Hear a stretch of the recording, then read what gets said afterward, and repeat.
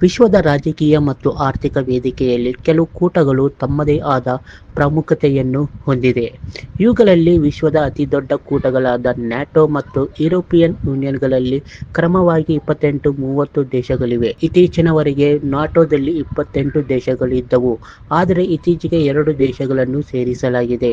ಈ 2 ಪ್ರಮುಖ ಕೂಟಗಳನ್ನು ನಡೆಸುವ ಮತ್ತು ಆಡಳಿತ ಮಾಡುವ ಜವಾಬ್ದಾರಿ ಅಮೆರಿಕ ಮೇಲಿದೆ. ಆದರೆ ಈಗ ಈ ಕೂಟಗಳಿಗೆ ಸಂಬಂಧವಿಲ್ಲದ ಒಂದು ಹೊಸ ಕೂಟವಾದ BRICS, Brazil, Russia, Bharat, China ಮತ್ತು ದಕ್ಷಿಣ ಆಫ್ರಿಕಾ ರಚನೆಯಾಗಿದೆ.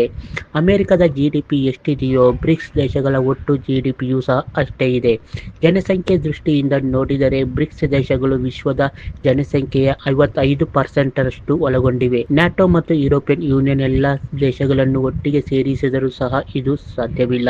ಈಗ ಬ್ರಿಕ್ಸ್ ಕೂಟವು ಮತ್ತಷ್ಟು ವಿಸ್ತರಿಸಿದರೆ ಮತ್ತು ಈ ದೇಶಗಳೆಲ್ಲವೂ ಡಾಲರ್ನಿಂದ ಮುಕ್ತವಾದ ವ್ಯಾಪಾರವನ್ನು ಪ್ರಾರಂಭಿಸಿದರೆ ಅಮೆರಿಕದ ಆರ್ಥಿಕತೆ ಕುಸಿಯುವ ಸಾಧ್ಯತೆ ಇದೆ. ಇದೇ ಟ್ರಂಪ್ಗೆ ಆತಂಕದ ಕಾರಣ.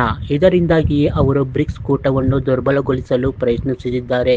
ಇದರ ಭಾಗವಾಗಿ ಭಾರತವನ್ನು ಕೂಡ ತೊಂದರೆಗೆ ಒಳಪಡಿಸುವ ಕೆಲಸ ಮಾಡುತ್ತಿದ್ದಾರೆ. ಆದರೆ ಮುಂಬರುವ ಬ್ರಿಕ್ಸ್ ಶೃಂಗಸಭೆಯ ವೇಳೆಗೆ 32 ದೇಶಗಳು ಬ್ರಿಕ್ಸ್ನಲ್ಲಿ ಸೇರಲಿವೆ ಎಂದು ರಷ್ಯಾದ ಅಧ್ಯಕ್ಷ ಪುತಿನ್ ಇತ್ತೀಚೆಗೆ ತಿಳಿಸಿದ್ದಾರೆ. ಇದು ಐಕ್ಯ ರಾಷ್ಟ್ರ ಸಂಸ್ಥೆಗೆ ಪರ್ಯಾಯವಾಗಿ ಬೆಳೆಯುವ ಸಾಧ್ಯತೆಯನ್ನು ಹೊಂದಿದೆ. ಈ ದಿಶೆಯಲ್ಲಿ ಬ್ರಿಕ್ಸ್ ಕೂಟವು ದೃಢವಾದ ಹೆಜ್ಜೆಗಳನ್ನು ಇಡುತ್ತಿದೆ.